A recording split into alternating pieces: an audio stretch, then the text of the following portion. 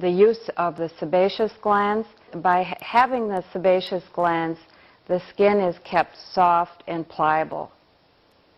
Another function is the production of vitamin D.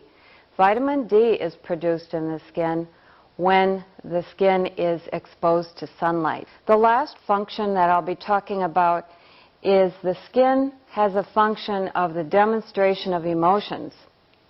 I'm certain that you have experienced being in front of a group and your skin may get blotchy due to the anxiety, or it can become flushed, a reddish color, if you become embarrassed over a situation. So it does also demonstrate the emotions that we might be experiencing at a particular time. There are forces and factors that exist that work against skin health and increase the risk of injury to the skin. Skin health is especially affected by changes in the body. The first one, and probably the most important one that I'll be talking about, is the aging process. With aging, the skin becomes thinner and much more fragile than it had been in earlier years. It loses its elasticity, and that causes wrinkles and sagging of skin to develop. The skin dries and may become scaly. Vitamin D production is reduced, and skin no longer repairs itself or heals itself nearly as readily as it has in the past. The fatty layer, or the subcutaneous layer that provides padding, becomes thinner, and that leaves the skin with less insulation. You may note from your personal experience that frequently elderly people seem to wear many more clothing even on a hot day than the rest of us do. It's not uncommon for them to be all wrapped up in a shawl or in a sweater on what seems to be, to you and me, to be quite a warm day. And the reason for that is the loss of that fatty layer that has provided the insulation and the warmth in the past and is no longer there for them. Also, the sensitivity of nerve endings is diminished. And when that sensitivity of nerve endings is diminished, the elderly are not as capable of noting changes in the environment. For example, they might go out on a cold day, wander out if they might be demented, and frostbite might result because they are not able to sense the changes in the temperature. So also, putting the person in a shower or hot bath that is hotter than it should be, normally it should be 105 to 110 degrees Fahrenheit for water temperature. If it's hotter than that, frequently elderly are not able to sense that hot temperature, and as a result can become burned. Also, hair color fades and becomes thinner in the elderly. Not only the hair on the head, but also hair on the legs and other body parts we don't think of that normally do have hair. Also, fingernails and toenails oftentimes will become rough and much thicker than they had been in earlier years. Another factor that will work against good skin health is infections. Infections can affect skin health by the invasion of germs. As you remember earlier, as long as the skin is not broken, there are no sores, there will be a protection of the internal organs.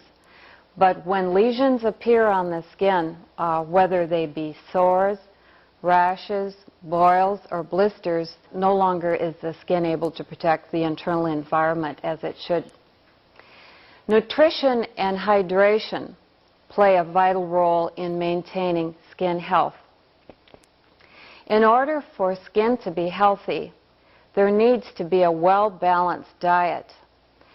By that I mean a well-balanced diet means carbohydrates, proteins, fats, vitamins, and minerals are extremely important every day in order for skin to be maintained in its best function.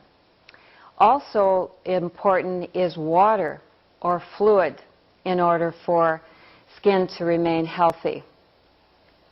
This allows skin to remain elastic and prevents it from becoming dry.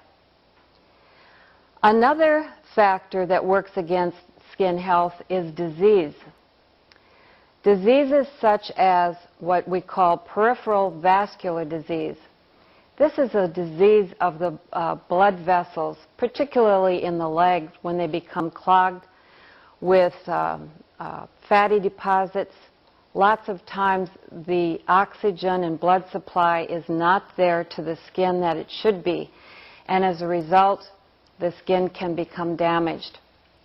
Another disease might be diabetes and other chronic diseases that can certainly have a negative impact on skin health.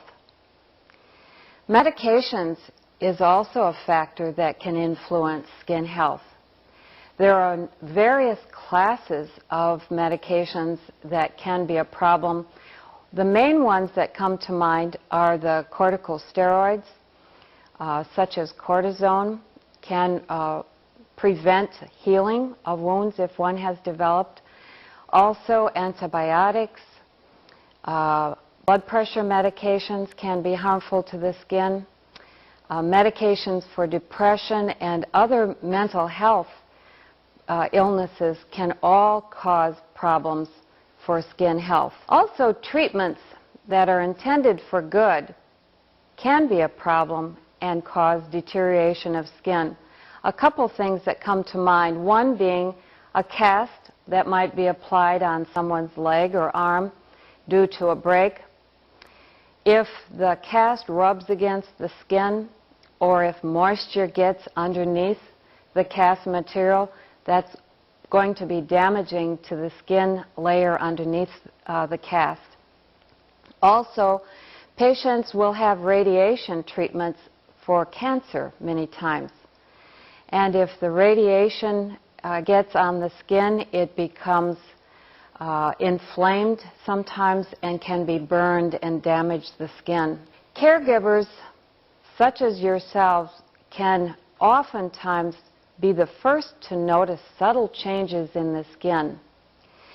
And this is very important because it can signal serious health problems. The reason why you may be in a position to detect subtle changes is that you're there caring for these patients day in and day out, and you can see the changes as they occur more quickly than people who see them less frequently. When examining a person's skin, be sure to note normal and abnormal features of the skin. First, let's talk about what is normal for skin appearance. There are some key features of normal skin. First, normal skin is soft and pliable. That means it's not rough, it's not scaly, it's not dry, or it's not too oily. Also should be smooth. That means when you touch the skin, you should not feel any lumps or bumps on the skin surface. There should be a uniform warmth to the temperature of the body.